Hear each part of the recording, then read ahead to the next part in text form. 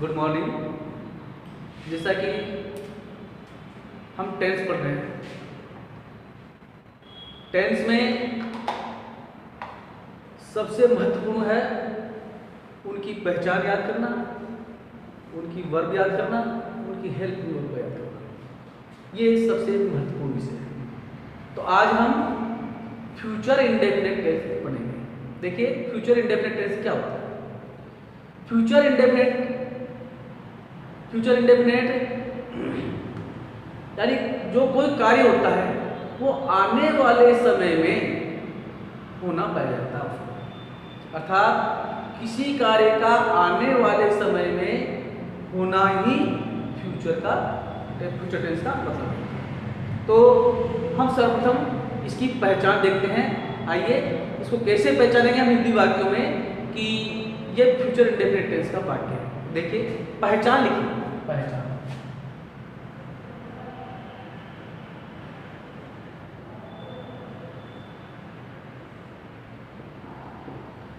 इस काल में हिंदी वाक्यों के अंतर्गत अंत में गा, गे, की ये शब्द आते हैं और कार्य का आने वाले समय में होना पाया जाता है। तो लिखिए,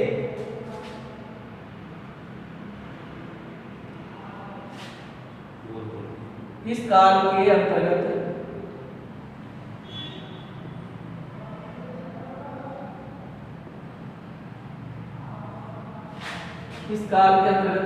हिंदी वाक्यों के अंत में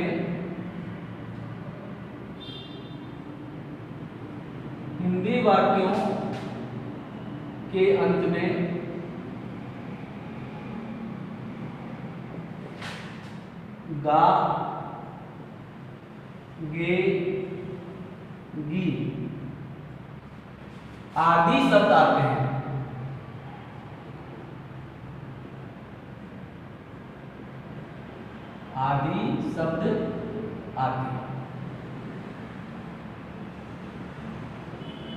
तथा क्रिया का आने वाले समय में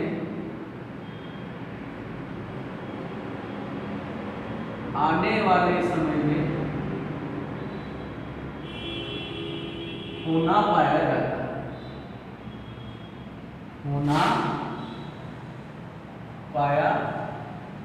जाता है। ये इसकी पहचान हो गई। हिंदी वाक्यों के अंत में क्या शब्द आएंगे? गा, गे, गी। ये अंतिम तीन शब्द हैं, या तो गा आएगा, या गे आएगा, या गी आएगा। इन तीनों के अतिरिक्त और शब्द नहीं आएंगे। हम फौरन पहचान लेंगे कि यह फ्यूचर इंडेफिनिट टेंस का वाक्य है। जैसे मैंने कहा आपसे कि वह खाना खाएगी, वह पुस्तक पढ़ेगी, वह फुटबॉल खेलेगी इत्यादि। तो इसमें फुटबॉल खेलने का समय, खाना खाने का समय, पढ़ने का समय आने वाले समय में होना पाया जाता है। तो इससे हम फौरन पता लगा लेंगे कि यह वाक्य है जो फ्यूचर इंडेफिनिट टेंस का वाक्य है। यह आपकी पहचान होगी। इसके बाद में आता है आपके मुख्य क्रिया।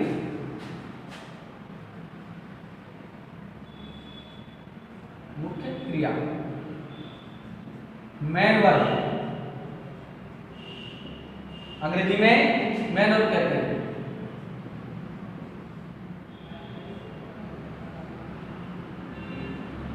मेन वर्ब है आपकी। इसमें देखिए, आपको फॉर्म में बताई थी। फॉर्म 5 प्रकार की बताई थी आपको इसमें। First form, second form, third form, fourth form और फिफ्थ फॉर्म। तो फर्स्ट फॉर्म काम में आएगी। कौन सी फॉर्म काम आएगी इसमें? First form. तो मुख्य क्रिया की वर्ब की फर्स्ट फॉर्म।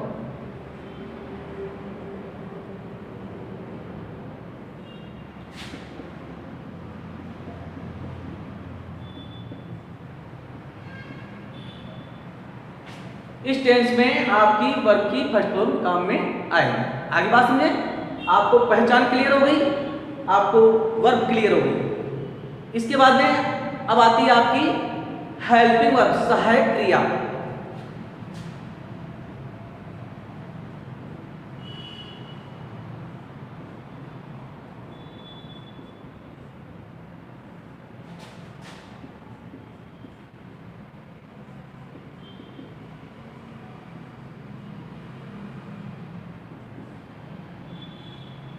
हेल्पिंग वर्ब, इसमें जो सहायक क्रिया होती है, हम इस प्रकार अपने प्रेजेंट टेंस में सहायक क्रिया 2 पढ़ी थी, डू और डज, उसी प्रकार इस टेंस में भी हम 2 सहायक क्रियाएं पढ़ेंगे। 2 सहायक क्रियाओं का प्रयोग किया जाए। कौन कौन सी? वो सेल और will.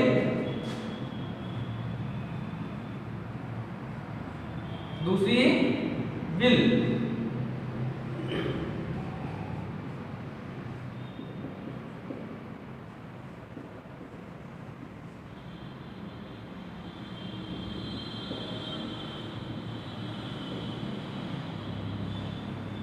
You, they, he, she, it, name,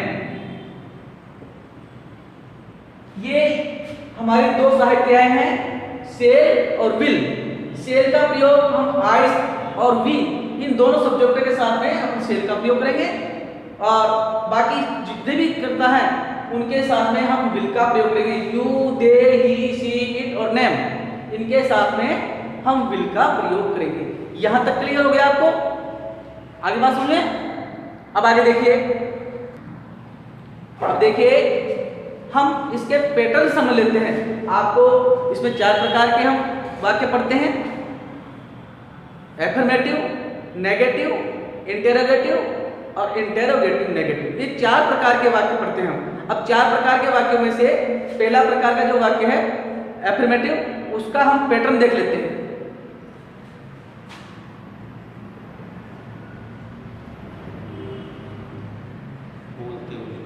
affirmative, ये एफर्मेटिव। अब इसका आप सूत्र देख लीजिए,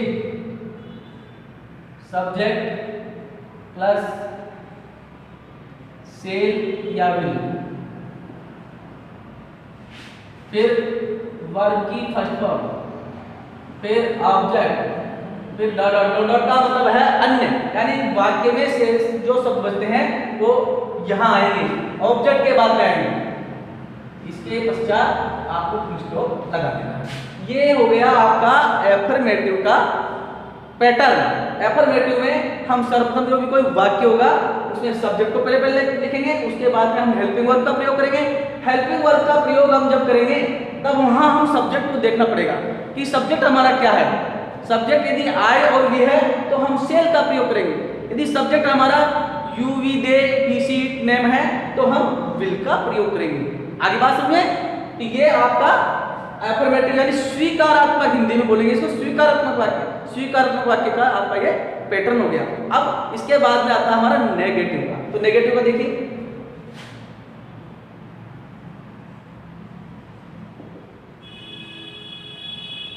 नेगेटिव का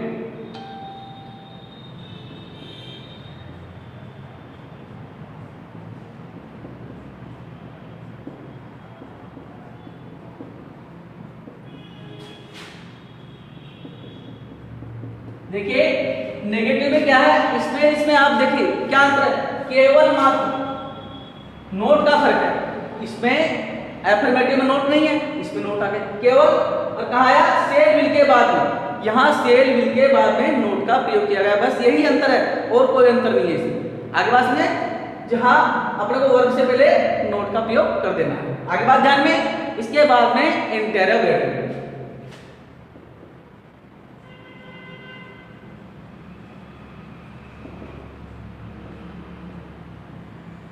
इसको बोलेंगे प्रश्नवाचक। क्या बोलेंगे इसको?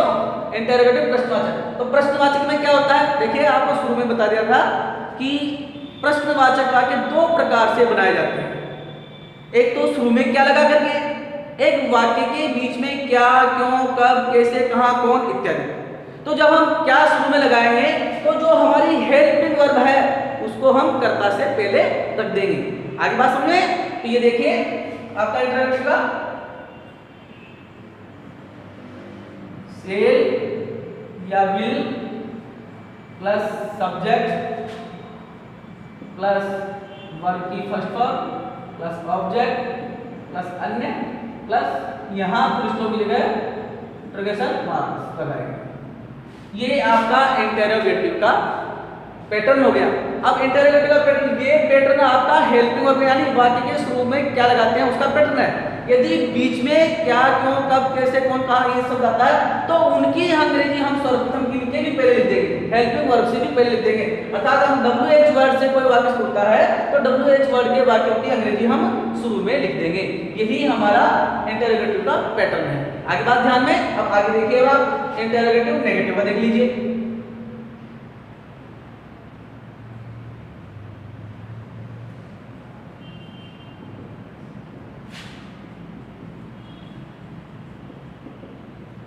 इंटरोगेटिव नेगेटिव का देखिए, कोई से या will plus subject plus noun plus verb की first form plus object plus यहाँ, ये आपका इंटरोगेटिव नेगेटिव का पैटर्न हो गया। इस प्रकार आपके ये चारों पैटर्न हो गए और इन्हीं पैटर्नों के ऊपर अकॉर्डिंग, इसके अकॉर्डिंग हम हिंदी वाक्यों की अंग्रेजी में ट्रांसलेशन करेंगे। देखिए समझिए कैसे, एक वाक्य समझ लिए, समझिए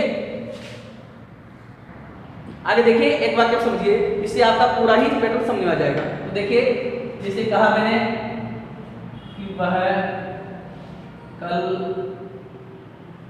जयपुर जाएगी,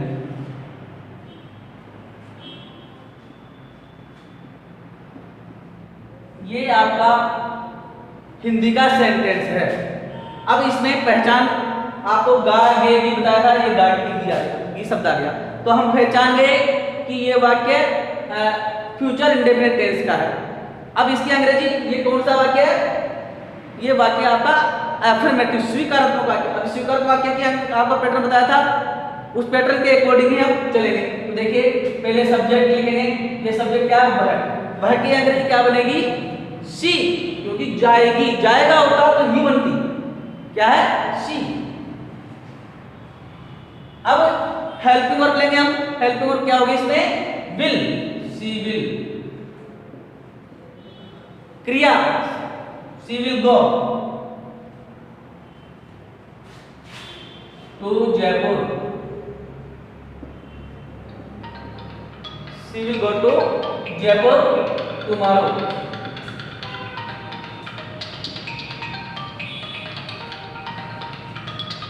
ये आपका पूरा पूरा सेंटेंस हो गया। अब अपन को नेगेटिव बनाना है, तो नेगेटिव में क्या करेंगे, विल के बाद में हम नोट का प्रयोग कर देंगे, she will not go to Jaipur tomorrow. Interrogative लेंगे तो जो हमारी ये साइड क्या थी, इसको हम पहले लगा लेंगे, will she go to tomorrow.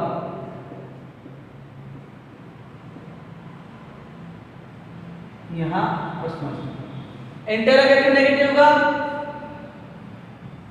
Will she not go to Jaipur tomorrow. अब देखिए इसमें यदि प्रश्नवाची शब्द बीच में आ जाता है तो हम उसको यहाँ विल और इसकी विल के पहले यहाँ प्रश्नवाची शब्द का WH शब्द का प्रयोग कर देंगे। ये आपका पूरा इंडेफिनिट टेंस हो गया, फ्यूचर इंडेफिनिट। धन्यवाद।